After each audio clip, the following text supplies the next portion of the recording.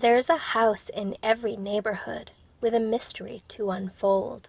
This was one such eerie homestead, with a tale yet untold. Back in the days before the plague, when life was simply seen, kids would costume up for fun and treats on Halloween. Meet the young Count Dracula and his sister Frankenbride. This was once their humble home, and if you looked inside, you'd see windowsills smeared with jam and grimy little handprints. The parlor walls served helplessly as the little monster's canvas. The house's likeness is drawn in black, and so's a family portrait. Then the garden with all its roses, prim and rightly sorted. Climbers, blazes, mothers of pearl, milkmaids and delights, with mighty birches scrawled leftmost, crude fir trees on the right. The fireplace and clock were drawn as quite a homely feature. Funny how it kinda looked something like a creature. An accurate depiction, sure, though somehow awfully impish. One might wonder why these kids weren't punished for their mischief. We might suppose their mother had her mind on other things. She spent all day sewing costumes for the naughty wildlings. They gussied up and made their rounds without a trick for treats. Then their mom tucked them in and kissed their sticky cheeks. All was calm and peaceful too, at least before the midnight hullabaloo. While her precious cherubs rested with chocolate on their faces, the cursed clocks led phantom creeps with appetites unsated. Floorboards creaked. That's when she shouted, "Get back in bed this second!" If we don't tear her limb from limb, who will? The children reckoned. And so they sneaked up on their mom and commenced to separation. They hacked and pulled and chopped her up to discombobulation. It was quite a bloodbath, gruesome through and through. A truly harrowing event that carried on till noon.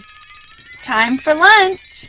Their mom would say, if she still walked the earth.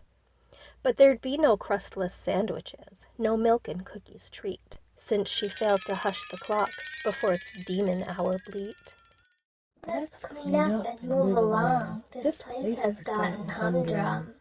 The children said, and so they did, then skipped away to be someone else's problem. Weeks went by, the grass grew tall, the garden fell to waste. What a shame. The neighbors buzzed. To abandon such a place. I heard she married up, Went to prison. joined the mob. Got wrapped up in a doomsday cult. They gossiped on and on. It was a disgrace the shape the passing years left the estate in. Spiders nested, rain leaked in, the lawn had been forsaken.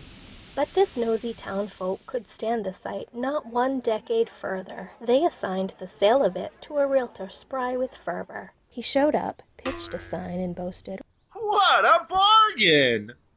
The ad claimed quaint, rustic, fixer-upper, and other realtor jargon. But truth be told, this description was really quite remiss. Had it been an honest ad, it would have read like this. The window panes have warped, and the shutters left askew. The wallpaper's peeling, and the paint is chipping too. There are cobwebs on the ceiling, and the stairwell's black as tar. There's creaking in the attic, and the cellar door's ajar. The mantel clock still keeping time beneath its dusty cloak. It chimes a caterwauling tune at noon and midnight stroke.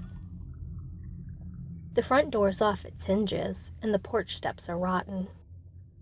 The rain gutters are clogged with dead things long forgotten.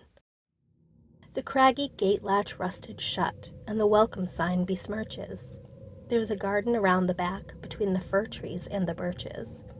It's cluster-choked in thorny thickets and bereft of any rosebud. Underneath its tangled roots Is a boneyard no one knows of.